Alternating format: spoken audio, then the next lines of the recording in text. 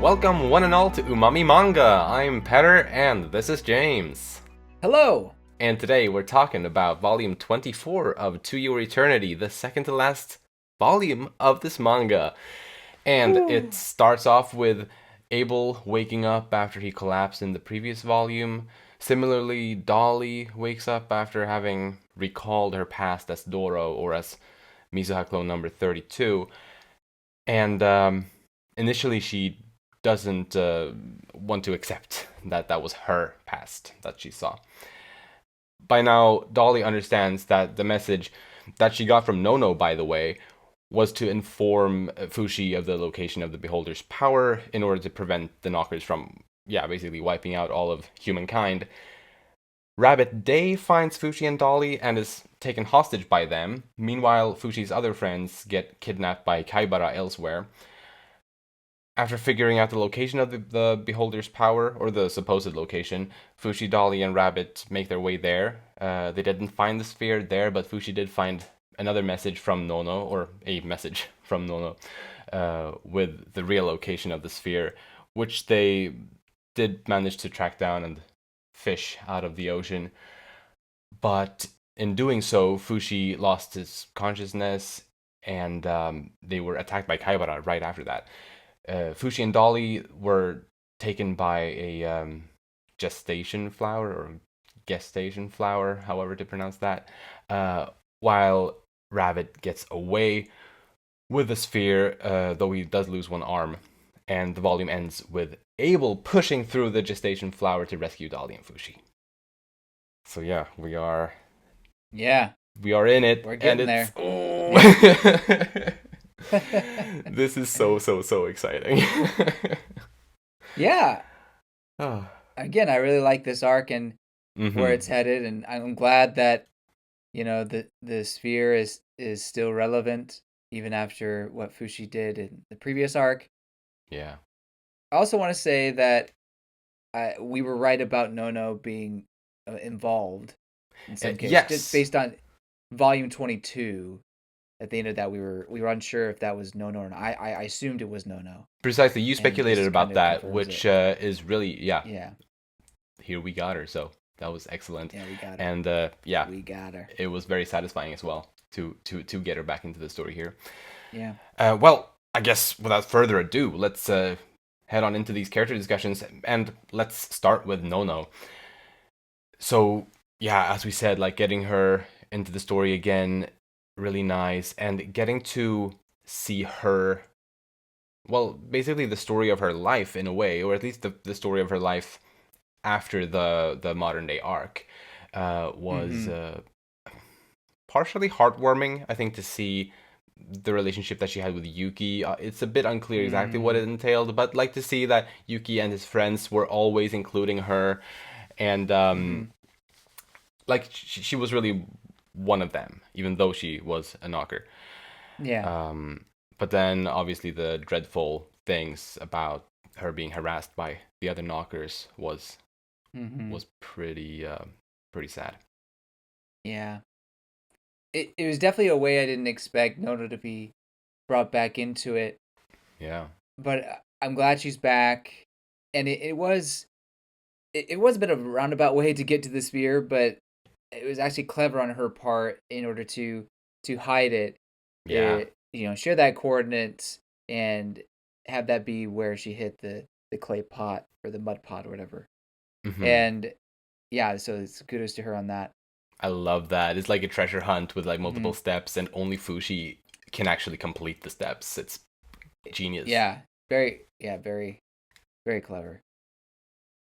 Yeah, so the whole thing with the knockers pestering her, then her getting the sphere. Yeah. You know, on the one hand, I'm glad that the thoughts had stopped, and or she wasn't listening to them anymore, able to listen to them anymore. On the other hand, it's just kind of depressing that we had this whole entire arc of us trying to reach out to knockers, to humanity, and knockers trying to see eye to eye. And I guess that's the tragedy of it, is that it wasn't happening. Or I mean, it happened with Nono, Yeah. but seemingly all the other knockers, or at least the very loud minority, maybe I don't know, uh, Yeah. were pestering her to, uh, get their revenge. For sure. It definitely puts the modern day arc in like it gives it a new perspective, kind of, or a hindsight, like we understanding that it wasn't as happy of an ending. I mean, it wasn't like a perfect ending to begin with, No, right. but it definitely makes it even worse, kind of. But I still I kind of like it still because that wasn't the end of the story, and like we're kind of Hmm. we're getting there. Yeah, I mean, you can't just automatically make peace with the knockers and expect this story to keep going, right? They've been the main antagonists, so it makes sense. It's just a shame that almost seems like it wasn't possible. That being said, and maybe this is something we talk about in predictions. Uh, who knows what happens if Fushi's able to finally defeat like the head honcho knocker? I mean, Hmm. we we kind of did that in the previous arc. With the Misaha knocker, I would assume was the head honcho, but either there's a new one or I shouldn't say new one because they're kind of uh, eternal beings in a way. Yeah. Um, Maybe there was someone ahead of above Misaha or the knocker specifically, or Misaha's knocker is back and in control. But either way, it does feel like we're racing to a showdown with the knockers, especially if they want to save Nono. Yeah. My other thought was about why those thoughts stopped for her, or what exactly was she being tested on from Satoru, the beholder. Um, Now, uh, this is more so for me to understand. Hmm. When she touched the orb, she became human. I think she was. I don't know if it happened instantly or if it took like a little bit of time. I think it may have taken like a little bit of time for her to make it happen, but I do think she became human. Okay, And I think that is the reason why the voices stopped. okay, interesting. And I also like how that kind of also explains why she aged normally like a human, and yeah, Oh, she aged alongside Yuki. because knockers wouldn't be able to do that. I mean, I don't know, maybe they would like in a like fake I way don't be able know. to like make it look like they were aging, but I don't think they would naturally Oh, age. I think mm, I don't know if Inokar has like shapeshifting abilities, then I guess it could make itself look like it's aging, but I don't think it well, yeah. would naturally be aging. Well, we have well, he's not a knocker, but the one guy I for I forget his name, but the guy that was helping out the children get chips and uh basically double crossed the Mizuha clone. I forget. Charon? Kara. Oh, good. Yeah, good memory. Yeah, Karon. He's not a knocker, but he did pretend to be an old guy the entire time, or pretend to age over time. Yeah. So that's just to that point. But yeah. So she ages and she doesn't hear the thoughts anymore. It just makes sense that she would be human, and I guess I don't understand why the orb would have done that, but I guess maybe it's just granting her wish. Precisely. Like we don't know. I mean, I guess we don't know like too many specifics about the sphere and like the powers it has, Mm-hmm. but I mean, we know that it's super powerful. Like it can do almost anything anybody could want, seemingly. And Mm-hmm. it is also Mm-hmm. described as granting any wish. So Mm, yeah, how she fair. used it and what she did with it, I guess we don't can't fully understand. Because it was interesting also because when Rabbit grabbed the orb, he seemed confused as to how to use it. Mm-hmm. But I think Nono managed to figure that out somehow. I mean, she took it inside of herself, Yeah. but even before that, she didn't have those thoughts in her head anymore, or the attacks from the other knockers. So Mm. it something happened, and it wasn't like a instantly she touched it, but it took a couple seconds. It seems like. Yeah. So I don't know. Maybe it's a thing where the sphere only lets those who are worthy, or it chooses Mm. to be worthy. That makes it sound like it has a consciousness. But I don't know. Maybe there's a lock that the beholder made somehow. Yeah, I like Um, that's fun. That's nice. yeah, yeah. I did want to say or push back on something you said earlier. I'm Hmm. sorry, I'm talking so much. No, that's all good. That it, we were unclear about Nono's and Yuki's relationship. Hmm. I I think it's made clear. Or maybe I shouldn't say made clear. I'll take that back. It seemed to be implied that they got married because she has a ring on her finger, like the marriage ring on her finger Oh, when does she. she? I That's a good Yeah, catch. I did not. Oh, yeah, she does. Oh, my heart. yeah, Thank you, yeah. James. So I think. That's so. beautiful. Oh, man. So I'm glad that Oh. happened. That's so nice. Cause I was unsure. Cause I was gonna Mhm. bring this up and ask like have a discussion about this, see what we were thinking. But Mhm. man, this does clear this. Yeah, it pretty much makes it clear. I agree. Right. One could argue if they wanted to be a cynic that well maybe her husband wasn't Yuki, but that just doesn't make sense if she wants to Yeah. spend her entire life and eternity with the man, um, Uh huh. and never mention her husband or whatever. Yeah, so I feel like it has to be that has to be the case. Mm-hmm. Which good for Nono, great for Nono, and great for Yuki as well. He finally got over Yeah. Mizuha, I guess, or maybe he realized it was just a boyhood crush that was never going to amount to anything. Precisely. But yeah, Oh man. Oh, that really warmed my heart. that's a pretty happy ending. Yeah. Now, I guess since talking about this, did they have children? Because when you see where Nono dies, there's people around her of different generations, but I don't know if that's really her family, like offspring, or is it just people from the academy or university or whatever organization that Yuki Right. created. So I don't know. I mean, it doesn't really matter, but just just interesting. I guess if she became human, it would be possible. Absolutely. Because yeah, that definitely does make her story a bit happier. Because I was thinking that she had these because obviously she has some kind of feel like the volume without the ring because I did miss the ring earlier. The volume definitely makes it clear that she has some kind of love for Yuki.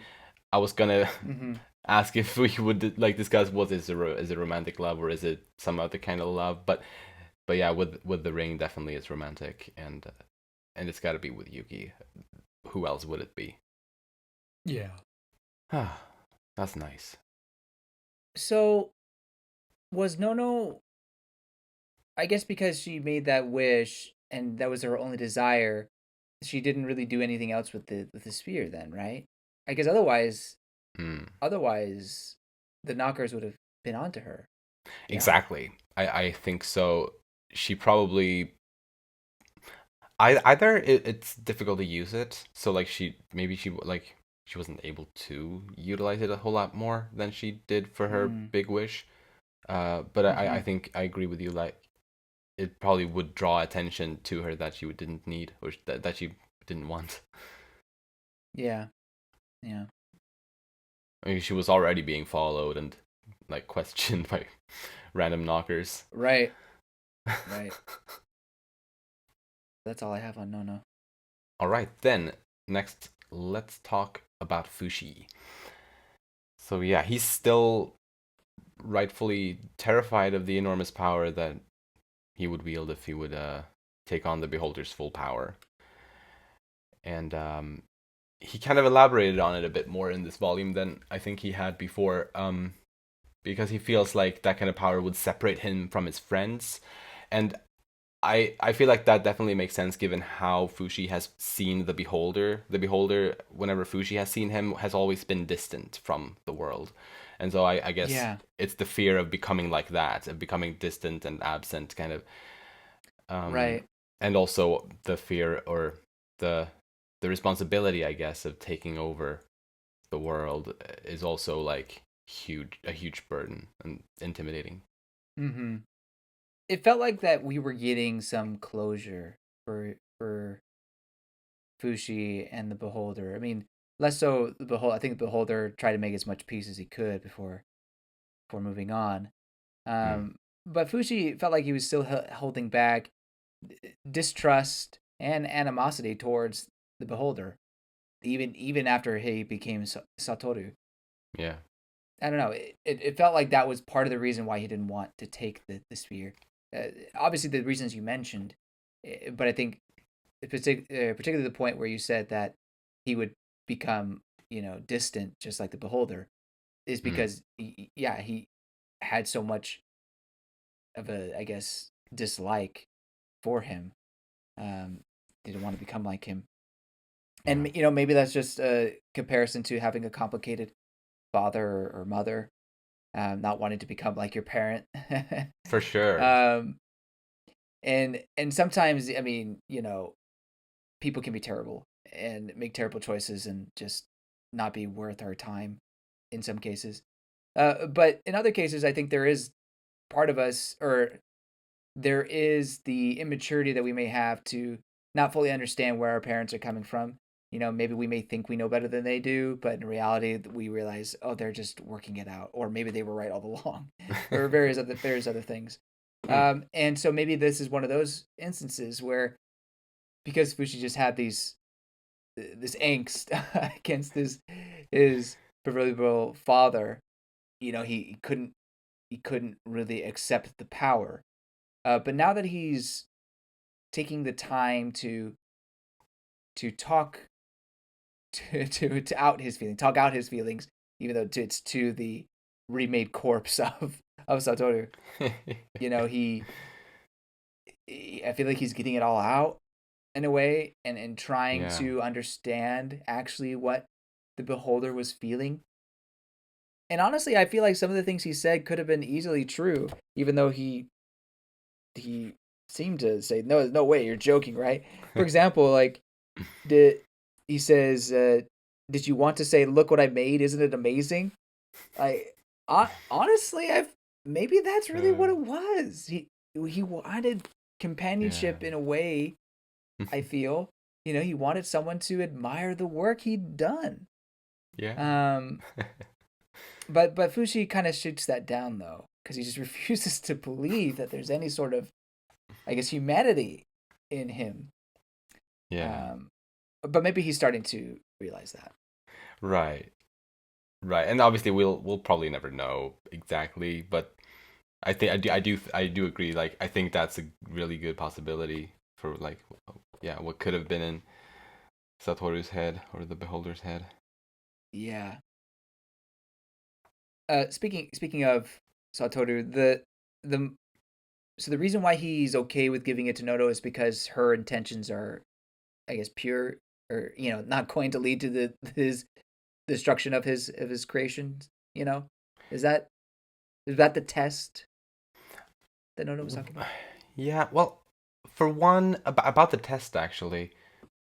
I guess just viewing it like if we assume that it was a test, Mm-hmm. which is what Nono assumes, then I think that is it. I think he, or I guess in what way is it a test, actually? Yeah, I don't know. Um, Uh, I guess seeing the hesitance of Nono in the moment when he tried to hand her the sphere. But actually, because what I was thinking, and this is about Nono, but um, what I was thinking in that moment, and also later when she was thinking about her being tested when she was with Yuki later, uh, I was wondering if it was just in her head. Maybe she wasn't being tested; she just thought or she felt that way. But maybe she never was in either of those instances. oh, I could see that. You know, like maybe he wasn't as aware of her situation as maybe she thought, or it's just Perhaps. more so like internal testing. It's it's like that. that one scene of Lord of the Rings where I forget the elf lady's name, but she's gonna take the Oh, Galadriel. yes, Frodo offers her the ring, and then she's like goes on about, oh, I can rule this world. Oh wait, and she calms down. I passed the test. Exactly. It's Yeah. like, well, did you really? But yeah, so maybe yeah, maybe it's like that. Okay, yeah, interesting. And just to clarify, for me, do we think this is basically the day of his birthday or sometime around there? Because surely it's not after Satoru's birthday. Exactly. I also figured it's got to be obviously between Fushi rejecting the sphere and Satoru's birthday. It's got to be in that span. There's no Yeah. way it isn't. Okay. Yeah. Just wanted to be sure. Mm. But yeah, Fushi. um, so we already kind of talked a little bit about how, well, yeah, Nono's way of making sure Fushi found the sphere and how clever that was. But I also really Mm-hmm. loved seeing Fushi kind of at work in that, especially when they came to the place that the coordinates led to, and he recreated the area the way it looked in the past. For one, it was just cool to see that whole sequence. But I also like it made me think of how we've seen in around the Renreal part, at least I recall, there were instances where Fushi would recreate books. He would just touch a book and then he would be able to recreate it, not really knowing the contents of the book, but when he recreated it, it did contain the contents of the book, even though he didn't have knowledge of it, but he had felt the book, so that was enough. And so this was kind of a similar thing where he recreated the location without knowing about the box containing the earthenware jar, but Mm. it appeared there anyway, just because he recreated the area. So I just Mm. think it's just fun to think about his powers and how they work. It doesn't really make Mm-hmm. sense, but it's cool. I mean, it's consistent, Yeah. like with how his powers have worked before. So like, I'm not like trying to critique it or anything. I just think it's interesting and I think it's pretty unique for a fictional power. Right. Right. But that's that. Yep. That's it. Then next, I want to talk about Doro or Dolly. At this point, I feel like we can call her either, or number 32. Yeah. Um, so yeah, she was upset to say the least about her revealed past, and she really was so so upset that she didn't really.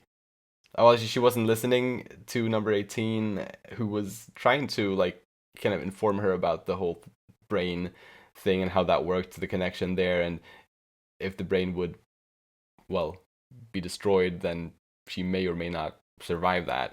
But she didn't listen to that, and she Mm-hmm. destroyed the brain anyway. And luckily, it worked out, and it meant that their experiment was a success. But it was just funny. Yeah. um, On point for her character. Definitely, and it's also cool now knowing that like at this point there's no physical link at all between the doll and, well, Dolly's original body. So it is a Mm-hmm. complete transfer of life. Yeah. Yeah. And it's interesting that she still doesn't quite see herself as number 32, even though she's gotten her memory back and everything. And, and maybe she just needs to warm up to the idea, but it's not like suddenly awakening. Memories all come flashing back, and you suddenly feel like you're that person. There seems to be still a bit of distance, Mm. um, or dissonance, I should say. Yeah. But I don't know. Maybe that will come in time. Well, I think it makes sense given what we learned in the last volume about how the sense of being one, Mm-hmm. like someone, is so tied to the Right. body. And so I think her having been so accustomed to her doll body, it makes perfect sense that she Mm-hmm. doesn't really, well, yeah, she doesn't really identify with her human memories.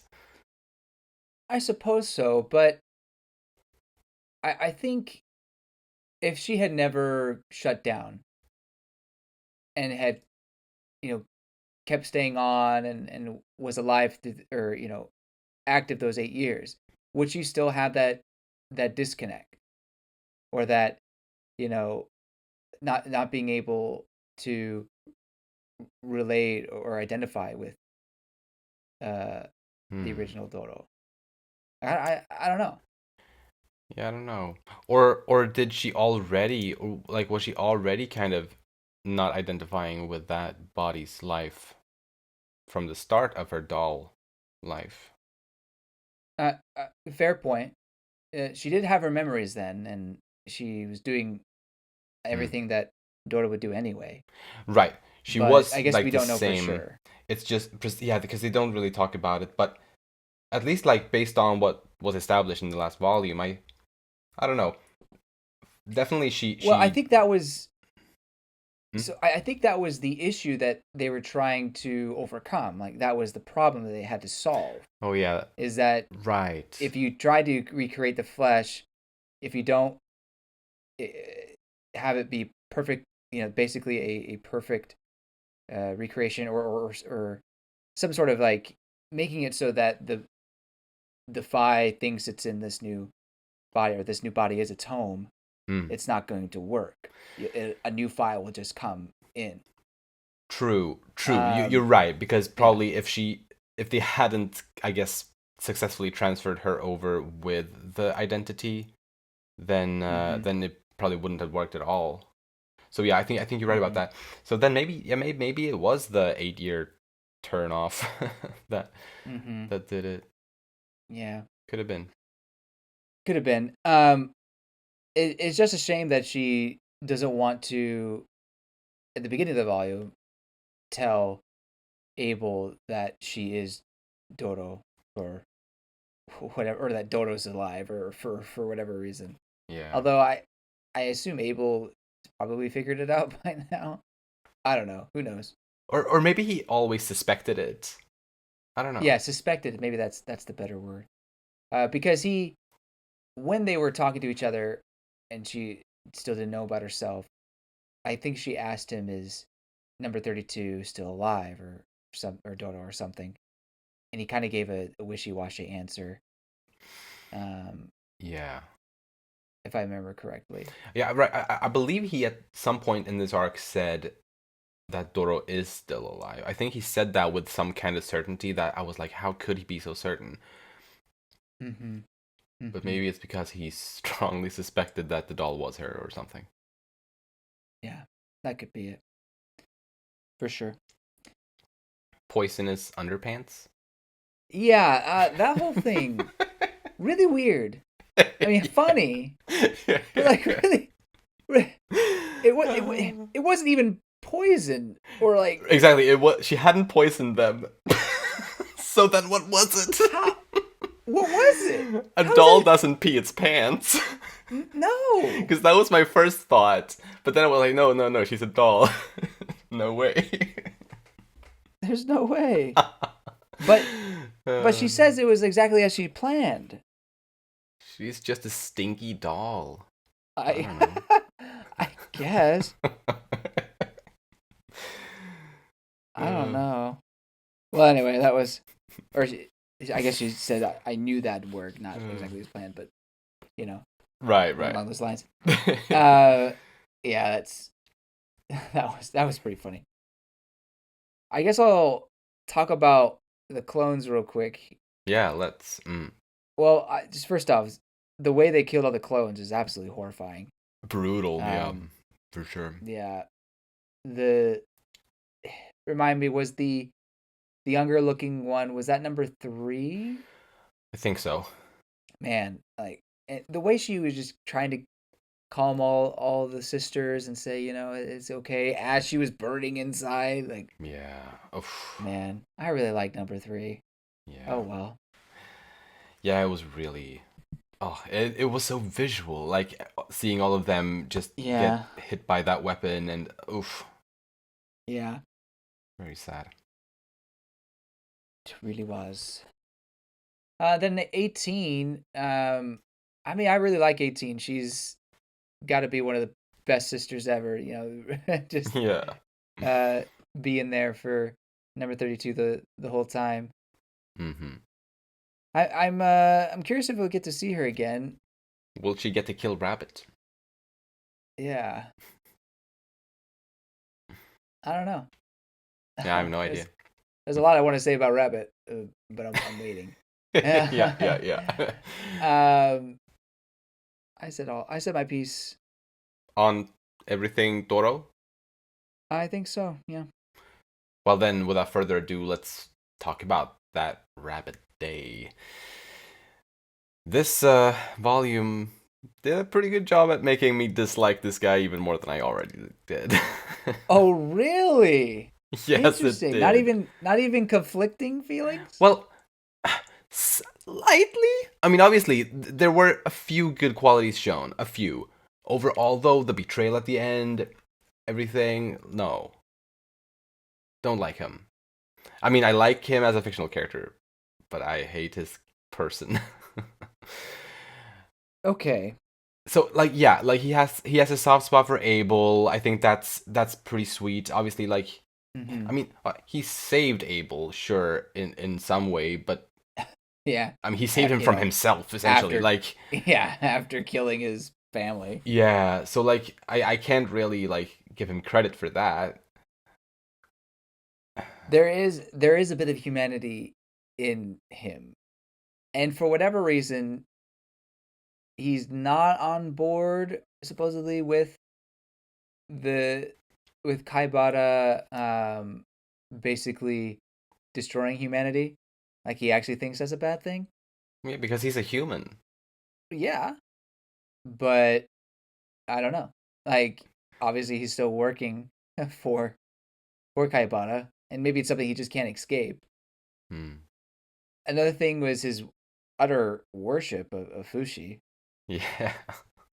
I guess you could argue that maybe him buttering Fushi up, but Yeah. I think it was pretty genuine. I think what it is that Rabbit is probably a descendant of generations of beholders, and they were the ones who worshipped Fushi like a god. Oh, generations of guardians, you mean? Oh, did I say Or beholders? yeah. I'm getting my terms mixed up. All good, all good. Guardians. Yeah, yeah. Yeah, yeah, generation of guardians, and they worship Fushi like a god. And so I think his reaction to him and how he viewed Fushi, I think were understandable. Yeah. I don't know where I actually really don't know where his alliances truly lie. Because you mentioned Yeah. the great betrayal or whatever the term you used earlier, Yeah. and I'm unsure if if that is betrayal or not. Okay. I'm not really opposed to the story going in that direction.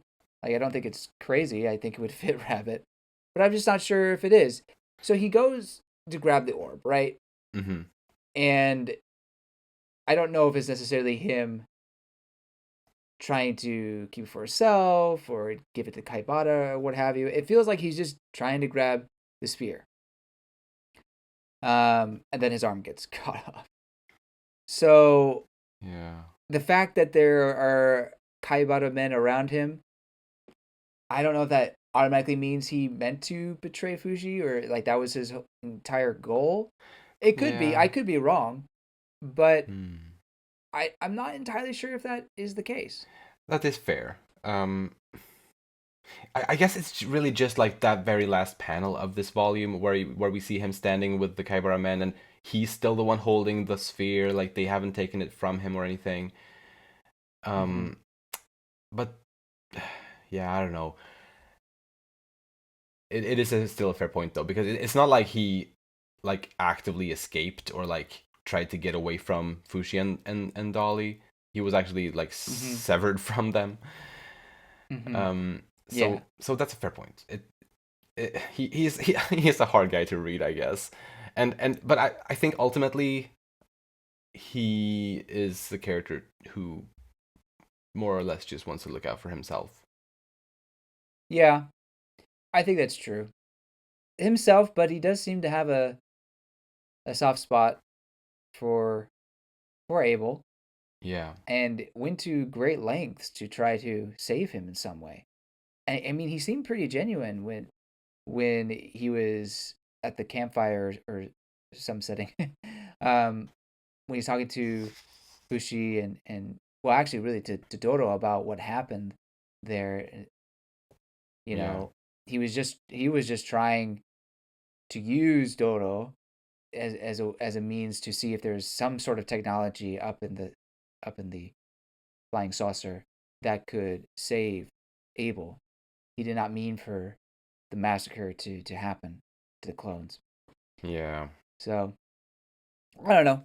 I feel like this is one of those characters who is extremely complicated, um, has conflicting motivations and feelings.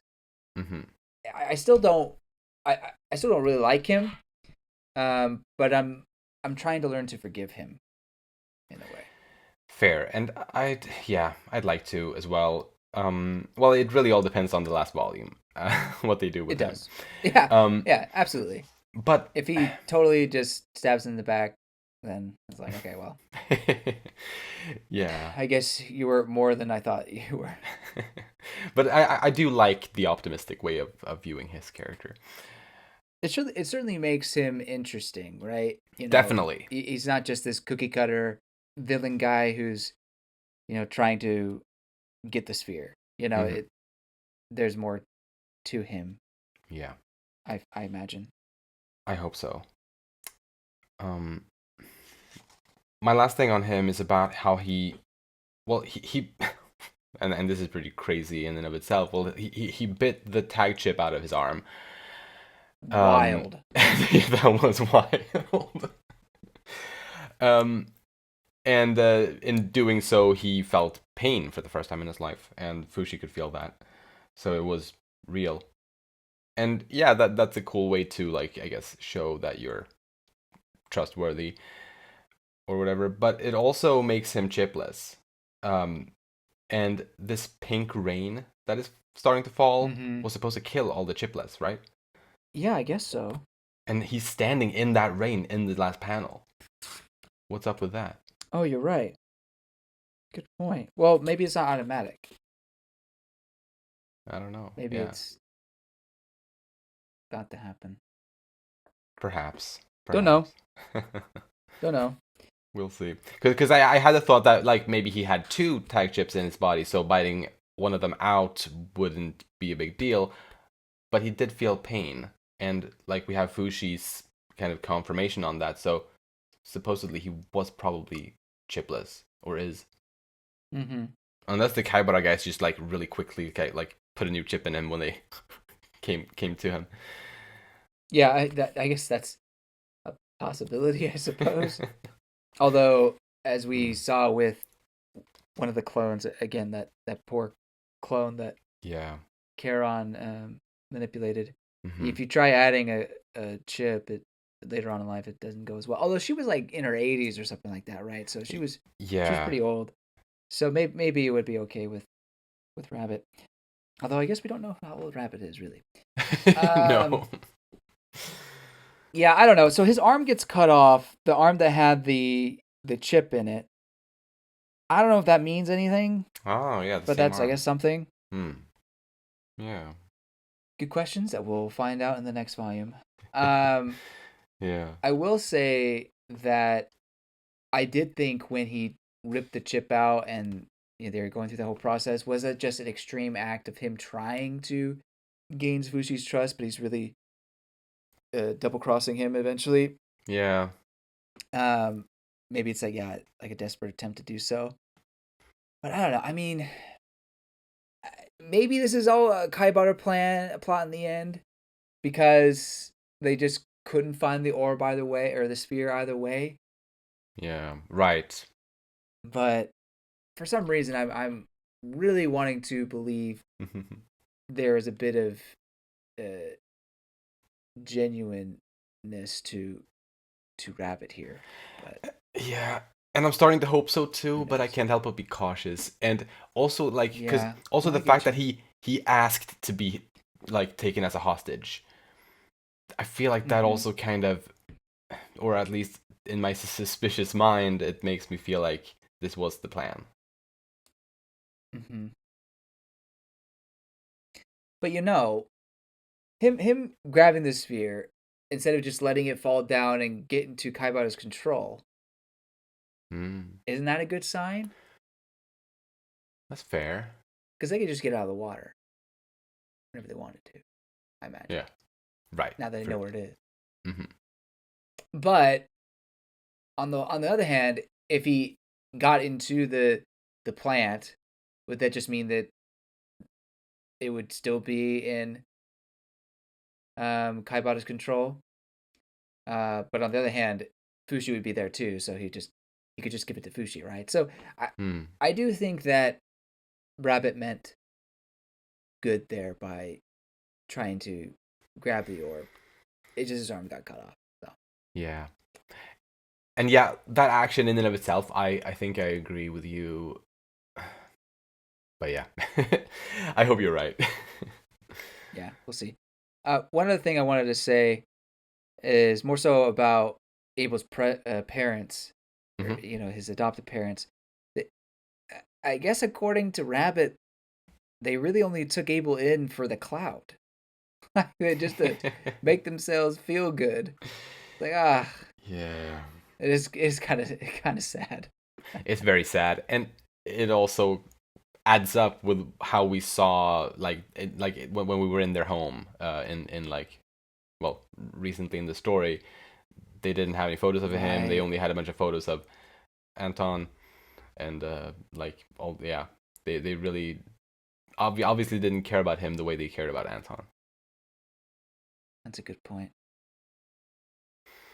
But they did ask if he wanted a brother.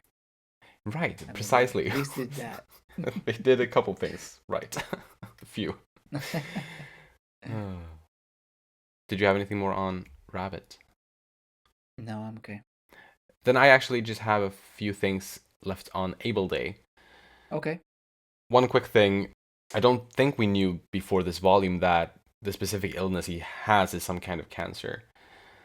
We knew he Mm-hmm. was terminally ill before, but didn't know Right. exactly what. And we still don't know exactly what, but we know more about it now. And about Abel and well, also slightly related to the other friends of Fushi's, who the whole group that was captured at the well, in the first half of the volume here, um, they were captured by Kaibara, Abel, and the others. Mm-hmm. But then we see Abel sweeping in at the end here to the rescue. Seems to imply that, or at least I'm reading it as that entire group that was captured managed to escape somehow. And so I'm kind of counting. I guess this is slightly predictions. I'm sorry, um, but yeah, because of that, because Abel is here now, I'm kind of counting on that entire group also kind of being close by. Mm-hmm. If he managed to escape, and he was like in the worst shape of all of them, I feel like they could have all escaped. Yeah. Yeah. No, I'm with you that we for the final volume, we can't have them all be captured No. by the knockers like that. At least you got to let them free for a few chapters, and then you can build the stakes up, I guess. But Yeah. I don't know. They can't all be gone. Right. But yeah, that was all for that. I think. Do we have any other characters we want to talk about? I just wanted to before we move on, Mm-hmm. I wanted to say that I still understand why they call Able 80. Yeah, It makes absolutely no sense. it's a strange nickname. So confusing. Please stop. Please stop. Um, Yeah.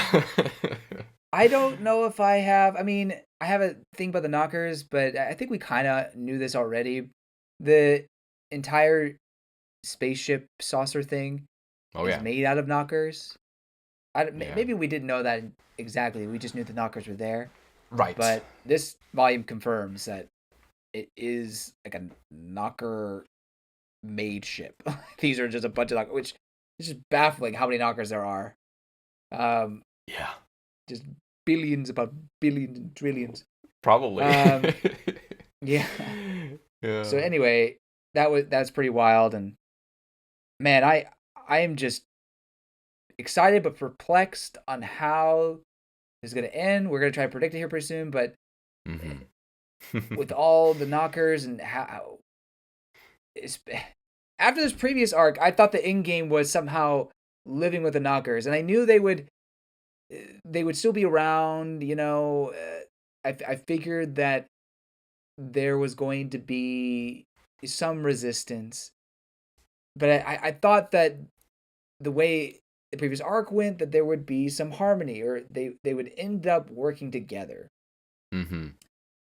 But now I I I I almost don't think that's the case. Like Nah. maybe if you get rid of one knocker somehow, whatever that could be, maybe that would free the other knockers from its control, supposedly. Hmm. But I don't know. At this point, it feels like you just can't have the knockers in the world. Yeah, I feel the same way. Yuki's dream, I don't think will come true. Look, he sold me on it, and I was there, but now Yeah. I'm back on the other side, man. Yeah, it's unfortunate, but probably that it's probably how it is. Yeah, I think that's all I have on characters. Alrighty, then let's dive into this final chance to predict anything for To Your Eternity. And I'd like to start by discussing the possibilities or whatever we think of the identity of Kaibara's boss in the clouds. And Rabbit was talking a bit about the boss in this volume, and the way he referred to the boss, it kind of felt similar to how he referred to, or how he kind of talked about Fushi. It kind of felt like he also viewed this Kaibara boss as someone divine. At least I got that vibe. Oh, which part was this? I think it was pretty shortly after he appeared in this volume. Let me check. Right, precisely.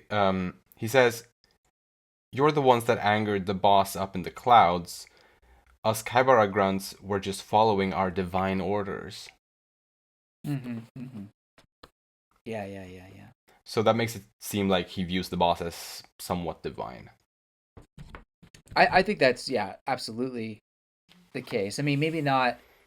I don't know. I couldn't tell you if it's the same level as Fushi per se. Right. Again, obviously, it's possible to have multiple divine entities, but and first off, I when he says the boss, I feel like that could also be just knockers in general, like the entire Mm-hmm. uh, ship above could be the actual boss.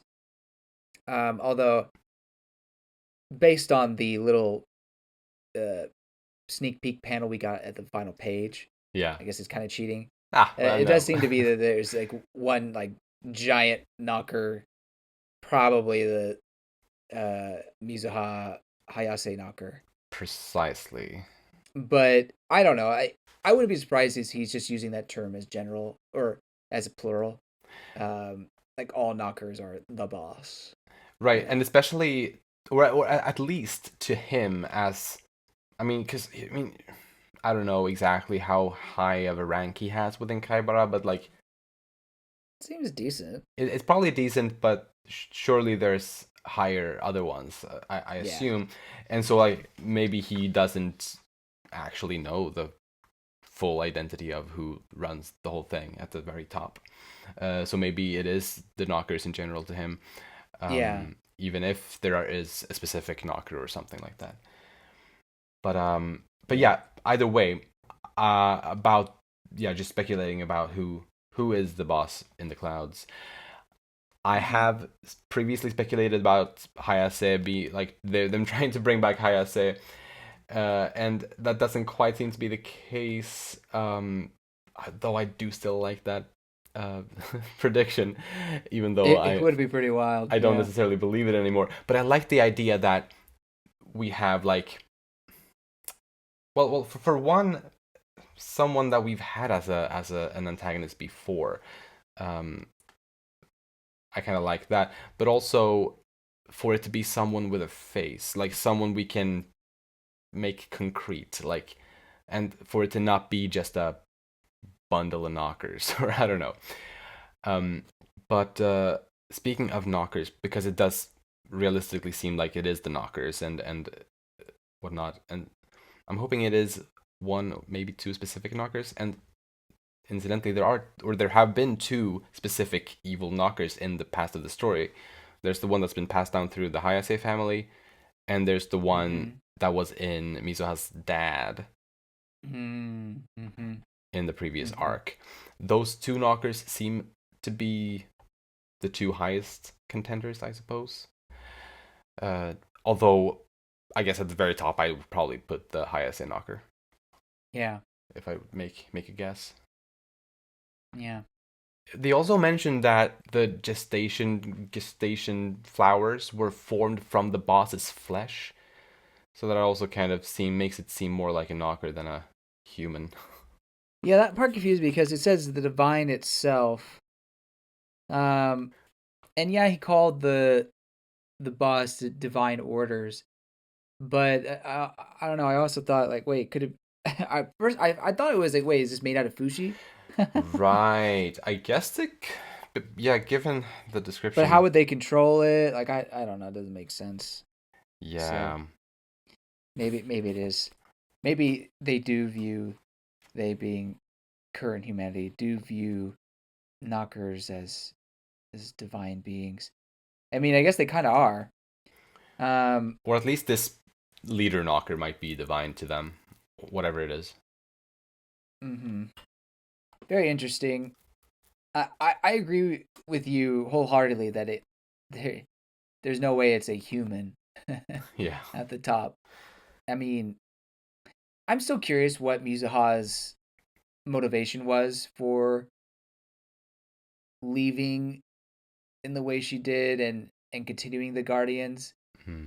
Part of me wants to believe that she was doing it to try to keep them at bay and support the world that Yuki wanted to build, just you know, from not maybe the underground, but from a certain point of view or a certain point that only she could. But I think maybe her desires got twisted, you know, Hmm. by who else but you know the problem knockers, and I imagine it has to be somehow the Mizuha knocker. Although again, like I guess she died, like so her consciousness. I don't know. It's confusing, Yeah. but that's kind of my thought process there. So yeah, it definitely has to be knocker related, and I don't know if, like you said, a grunt like uh rabbit would know if there is a singular boss over all the other, or if it's just knockers are the boss. Hmm. But I think there has to be an in-game entity that they fight. Looking at the cheat panel here, I mean, to me that looks like a Hayase look um, slash Mizuha. Yeah. So I don't think it's a reincarnation of Hayase per se. I think it's more so that I do think it's the Mizuha knocker and coming back, taking control, and I guess this is the face that it's so used to having Precisely. that it formed. Maybe not initially, but it formed that face. I agree completely. And yeah, it to me it looks a bit more like Mizuha than like Hayase, although they do look a lot alike. So, Right, but I agree. mm, It mm. does look more like Mizuha. Either way, it's that knocker. hmm Yeah, I'm pretty confident. But but the other knocker you mentioned, the the dad Mizuha dad knocker. Hmm. Um, seem to be in the loop as much as Mizuha's knocker. Yeah, precisely. It's just, I think to me, it's really just the fact that the Mizuha knocker has been around for such a long time in the story, so it just feels more right for it to be that one. I agree. I agree Hmm. for sure. I think Fushi has to finally accept the sphere. I think an ending where he doesn't do that. I mean, I think that's what the previous arc was, where it was leading up to it and he didn't accept it. Right. And so I think in order for the story to end, I think he has to accept it and That's realize that actually he still can be himself. that's a good point. They can't do two arcs in a row where he that ends with him not accepting it. Yeah, I mean, it'd be really anticlimactic. It kind of would. You're right. I was actually starting to kind of feel when, especially when he was interacting with Rabbit, and Rabbit was trying to convince him to accept or to take the power. At that point in this volume, I was kind of starting to feel like maybe he won't, because at that point it kind of felt to me like the wrong thing to do for Fushi Mm, and from his perspective and all. But mm. yeah, ultimately I think he will take it, and that became extra strong, I think, or that feeling inside me became extra strong when Nono made her thoughts clear and yeah, kind of spoke to Fushi through the clay pot or through the past, and the points that she made about Fushi taking on that power, that seemed more right, or that made it seem more right. Yeah. I have a follow up prediction to this. Hmm. What if part of what the beholder wanted Fushi to do was not only accept the spear, but accept the holder as Satoru, meaning become use him as a vessel. And what if the only way he can actually use the sphere is he becomes Satoru, like it turns into the Satoru vessel, Oh, similar to how he can only use the clay pot if he turns into um, Echo's brother. oh yeah, that's fun. Because all we've seen him do with the sphere so far is collapse, lose consciousness. Uh huh. And maybe that's because it's in the wrong form. Yeah, that's a good idea. And we haven't seen him transform into Satoru yet. At least I don't think we have. We've seen him, put Right. the body on the floor, but that's about it. I think so too, yeah. Mm-hmm. Hmm. Yeah. So I think it kind of goes into what Fushi was thinking about, or when he was trying to figure out what Satoru wanted him to do. He says that, or he remembers a line where Satoru says, "You must become me," Yeah. and he says, "I refuse to acquire him to become him." And so maybe there's more meaning to that than just take the sphere. It's you actually literally have to become me. I Yeah. don't mean metaphorically. I mean you need to transform into my body and Yeah. become me. That's fun. I like that. But so, well, regardless of how he does it, we seem to agree that Fushi will somehow take on the sphere's powers, and in doing so, well, he would attain all the, well, infinite power seemingly, or at least a whole lot of power more than he has had before, and he will be able to do a whole lot of different things. He will basically become a new beholder. Yeah. And I wonder then, will he make the world continue the way that the old beholder created it, with pain and suffering and death existing in the world? Or will he rid the world of those things and rewrite the laws of the world? Because he's been through suffering and pain and death. He doesn't, we know what his thoughts on that is. Right. And will he basically create a paradise on Earth? Here's the thing when I think about that. The knockers have more or less tried to create that. Obviously, there's still pain in the world, but if you have a chip, you're good. Like, there's no such thing. I mean, Rabbit for the first time experienced pain when he ripped the chip out. Mm-hmm. So, an argument could be made that that's already been tried and maybe it's not the best. Now, it's not a true try attempt because the knockers can't truly control uh, everything in the world, and not everyone is created equal.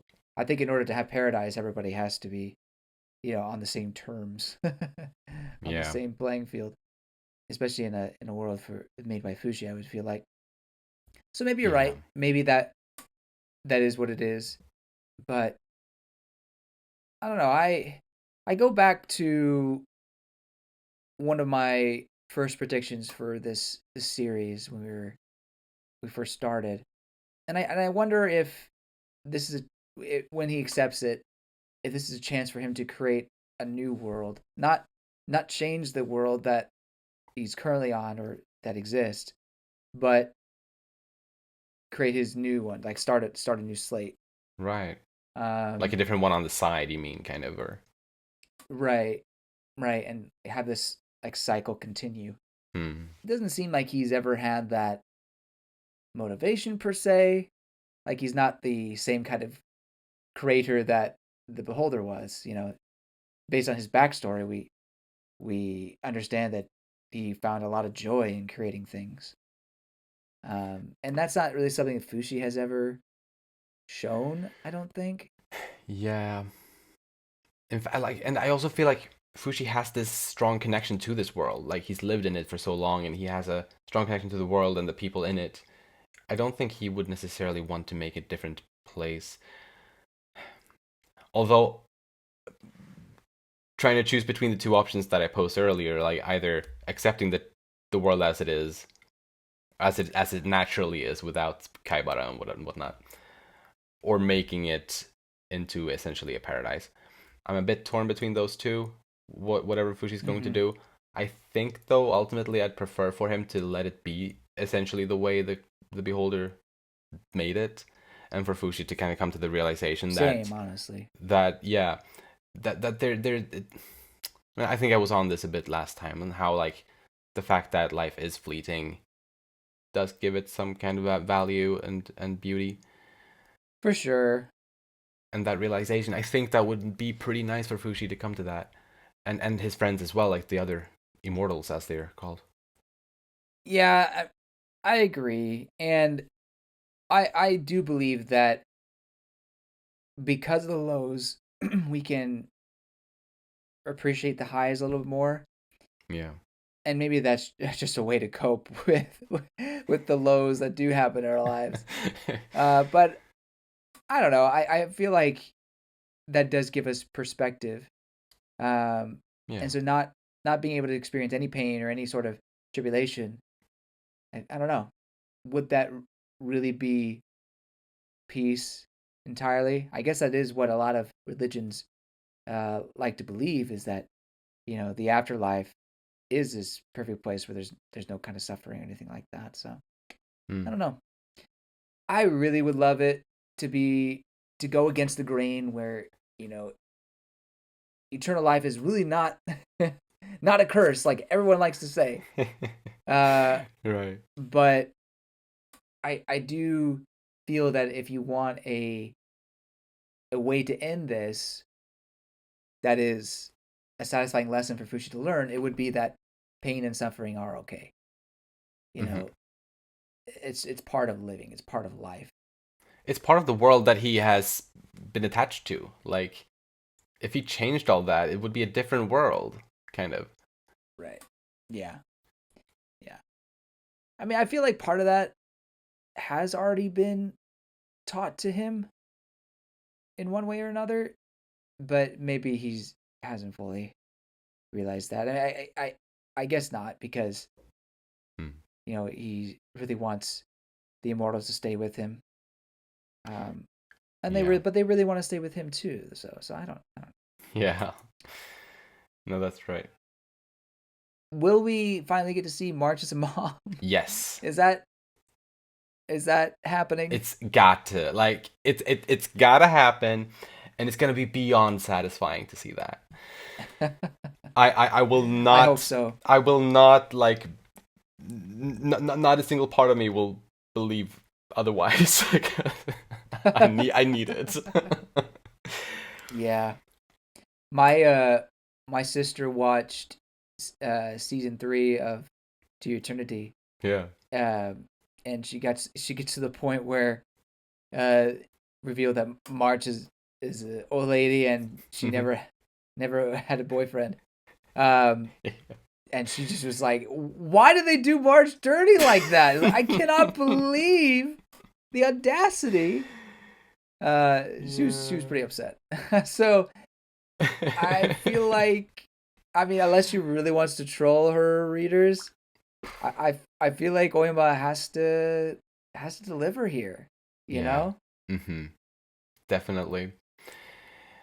And yeah, I think this is also something I've shared before. Is like with March and the others having their dreams. Obviously, March is the one that probably has the clearest dream. I feel like, um, Yeah. out of the ones that've been sticking around. But like for her and all the others to live one last life in which they achieve their dreams. Um, and then once they've Yeah. lived out that life, died of natural causes, then that's it, and let that be it. That's also kind of, Yeah. yeah, my thinking for all these characters. Yeah. I think that's true too. Very curious what that means for Fushi and what that means for the world entirely. I guess it just keeps on going. I think it would, and I But think Fushi would become a very different type of beholder. I think he would yeah. continue to interact with the world, continue to form bonds and connections, and live among the humans on the earth. Yeah. But he would lose people along the way. People would die, and he Sure. will live on, but he Mm-hmm. will be able to accept that. I think something like that. Yeah, that actually it kind of goes to my point about eternal life not being a curse. You know, Hmm. if he is willing to accept death, people dying around him, but still enjoy, you know, each person's life and moment and just enjoy the world as it is, I think that kind of shows that it doesn't have to be a curse. Like you just keep on going. Yeah. I Yeah. yeah, okay. I could live with that. That's fine. For Fushi only. Yeah, for Fushi only. Yeah. I mean, fair. Uh yeah, okay, I can live with that. Yeah. Yeah, me too. I am curious if we're ever gonna get anything from that Tonati ship. Like it, Hmm. I mean, look, it's too late. It's too late to try to do anything with that. I feel, I just Yeah. we she missed her chance. um, Especially if we want to have if Fushi have this whole epiphany that I actually love this person. You know, Yeah. I mean, I'm willing to hold out hope that there's something like that somehow happens, but it feels like that's just gone and not where she wants to, where Oima wants to go with this. Yeah. Mm. Ugh. Yeah. I feel like that's like the one thing he hasn't experienced yet. Yeah. And I hope it would be amazing if Oima would be able to fit something like that into the last volume with Fushi and Tonari for the conclusion. It's just obviously we have every right to be worried that it won't be there because the series as a whole hasn't given us much, but it has given us parts, pieces. Enough. Like there's definitely been, yeah, enough evidence for the ship. So it would also be feel kind of strange if there wasn't a conclusion to that romance or the Yeah. supposed romance. You know, if it's just as simple as it shows that Tonari and Fushi ended up being together for her final lifetime, you know, I'd be fine with that at the Yeah, very least. absolutely. But I don't know. I just don't know. I don't know. I feel like it would be a shame though if it was just never touched on again. Agreed completely. And I'm gonna hold up hope for it to be addressed. I'm just not expecting like a huge chunk, but at least Right? enough No. to like tie it up a little bit. But regarding the other characters, I've been thinking about whatever Fushi will be able to do once he gains these amazing powers. Will he be able to bring back Green, Perona to life? No. You don't think? I think once the fire gone, the fire gone. But if he has a whole lot more power, I mean, who knows what he'll be able to pull off? I don't know. I mean, maybe it's just because the Beholder's a different dude, you know, just built differently. Hmm. But the Beholder seemed to imply that it couldn't be done. But he also like refrained from doing a lot of things that he could have done. True. And he doesn't always always say everything that is true. You know, Yeah. I can't get to the knockers at all. Oh, what do Right. you mean? I totally could do that. I was just messing with you. Like what? What? So so I don't think it's Okay. entirely All like right. unbelievable for perhaps like Reen or Perona to come back. And for them also to get like one last good lifetime. But you can't control Phi, right? I mean, we've been told, but do we know? Uh, I don't I know. I guess I'm just throwing that one out there because I feel like if we that want to would be give really satisfying. right, it would like for March to have a reunion with Perona and for Gugu to have a reunion with Reen and for them to be able to live a life together Yeah. for their last satisfying dream life. You know, if everyone if everybody gets one, then we need Reen back. Yeah. Gugu needs Reen back. Yeah. Yeah, that would be really nice, and I want to hope for that, but I don't know. Part of me is not quite convinced that's going to happen. Gotcha. Well, do you have any other predictions? One other prediction that I wanted to mention was Abel. I feel like it would be touching if somehow Abel were to transfer his consciousness to something else Oh and could yeah, spend a long time with Doru Doro. or Doro. Not well, no, Doru is doll. Oh, So that's true. That's fair. Good save. Um. Well, actually, yeah. but it's also Ningyo. Ningyo is also the word for doll. Um. Anyway, yeah, Doro. So in that way, he wouldn't have the ailments anymore.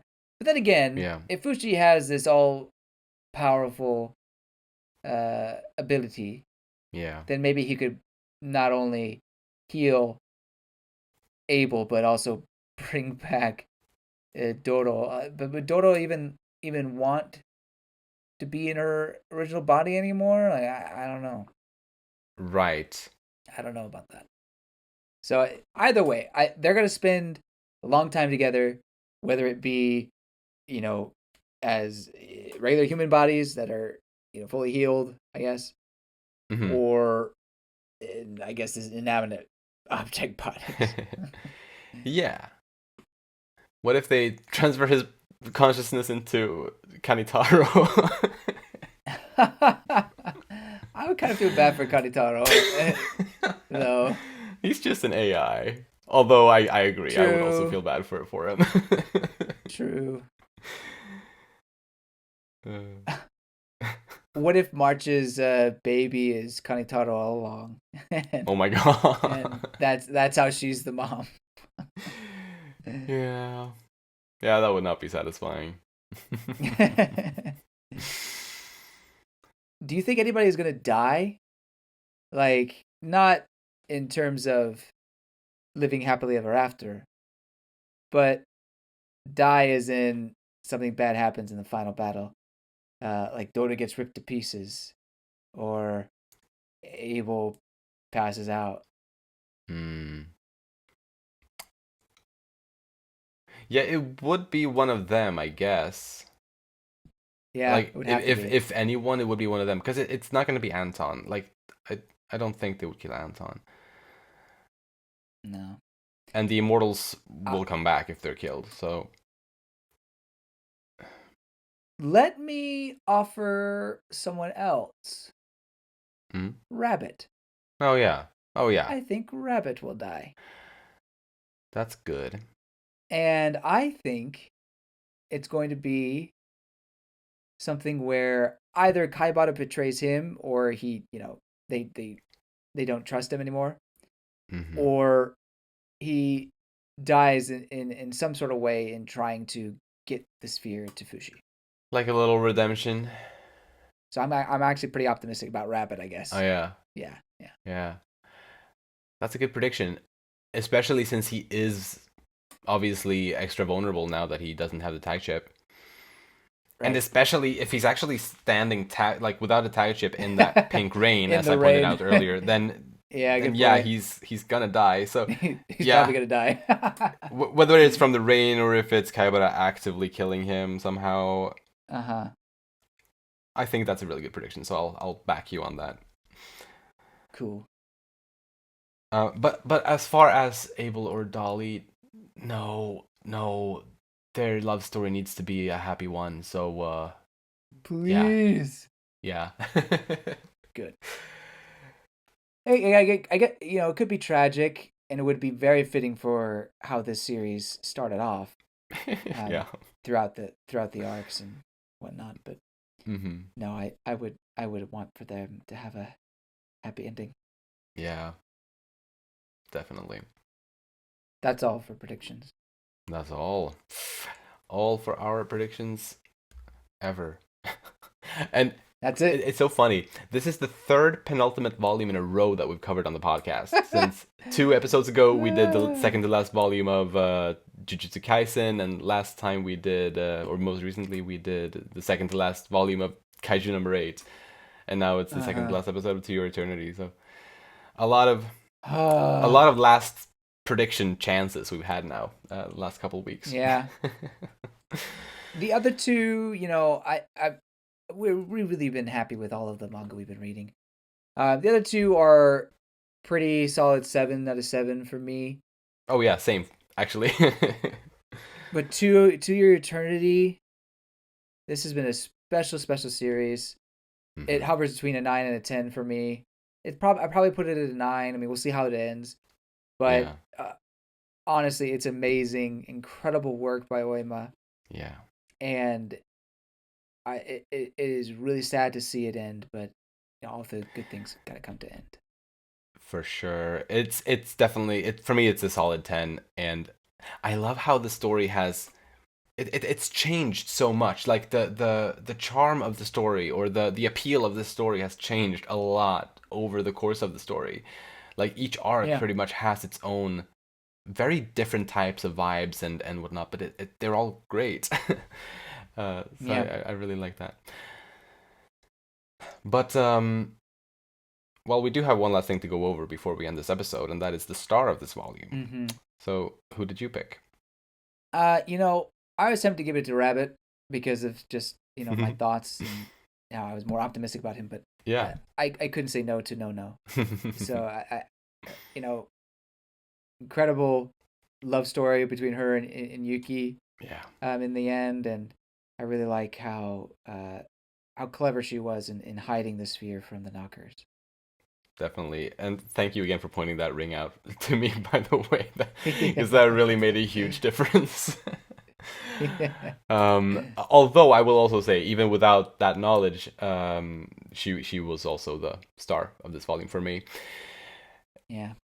Firstly, because of the like learning that she was actually behind the message that kind of kicked off this whole arc, and Right. like we didn't Yeah. know it until now, but she was kind of behind that, Yeah. and seeing her whole kind of life story there was beautiful and definitely got me a bit emotional. Yeah. Good thing we'll see her. I feel like we'll see her in the next volume for sure because you gotta go save her. Yes. And speaking of, if you look at that sneak peek panel, Mm-hmm. if you look what's in the mouth of the monster knocker there, look, I'm assuming that's supposed to be No. That's a good observation. It's either her or one of the other people looking knockers in there. Yeah. I guess there's one that could be inaccurate, or well, I don't know. I don't know what I'm looking at. All right, well, I guess we'll find out. No point. Yes. Oh my gosh. It's so exciting. It's so exciting. Oh. Can't wait. And yeah, before the end of the year, I'm assuming we'll get the last volume. That's all I know. It's already out in Japan, of course. So Yes. Yes. And I like, by the way, I've seen the volume cover of it. It's just a nice picture of Fushi. It's like no spoilers, nothing like that. Just a beautiful illustration of Fushi, and I love the simplicity of that. very nice. Yeah. So that was all for this episode, and please share your star of this volume as well. And in case you haven't read the last volume like we have, what are your predictions for it? And no spoilers, thank you. We are so close now. We would not like to be spoiled. Please. But yeah, always a treat to talk about To Your Eternity. So, if you enjoy our podcast, please share it with your friends. You'll find links to our social media in the description, and you can support us by rating our show on the podcast platforms and subscribing to our channel Umami Manga on YouTube. Thank you so much for listening, and we'll see you next time when we'll talk about Volume 25. Bye bye! See you later.